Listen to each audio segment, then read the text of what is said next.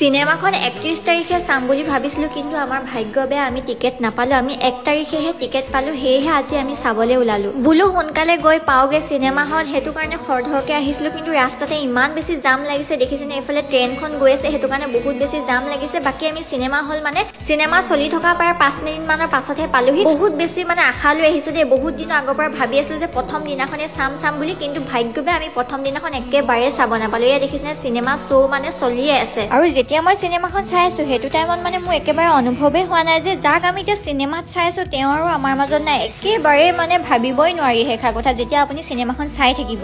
আৰু জুবিন দা চিনেমাখনত মানে ৰিল আৰু ৰিয়েল লাইফৰ লগত বহুতখিনিয়ে তেওঁৰ লগত মিলি গ'ল, বহুত কথাই মানে মিলি গ'ল। আৰু মানুহখিনিয়ে ইমান বেছি শান্তি পৰিৱেশ বজাই ৰাখিছে যে চিনেমা চাবলৈ যাওঁতেও অকণমানো হুলস্থুল নাই আৰু ওলাই আহোঁতেও অকণমানোৱে হুলস্থুল নাই। সঁচাকৈয়ে মোৰ প্ৰথম দশত একেবাৰে অনুভৱ নহ'ল যে জুবিন দা আৰু আমাৰ মাজত নাই। কি এজন মানুহক যে আমি হেৰুৱাই পেলালোঁ ন। বহুত বেছি মনটো ভাবিলে বহুত বেছি বেয়া লাগে। আৰু বাকী যিসকলে চোৱাৰ কাৰণে আপোনালোকে চিনেমাখন চাবগে আৰু সকলোৱে যাতে কমেণ্ট বক্সত জাষ্টিছ ফৰ জুবিন গাৰ্গ বুলি লিখি যায় তাৰে আশা কৰিলোঁ। আৰু আজিলৈ আহিছোঁ।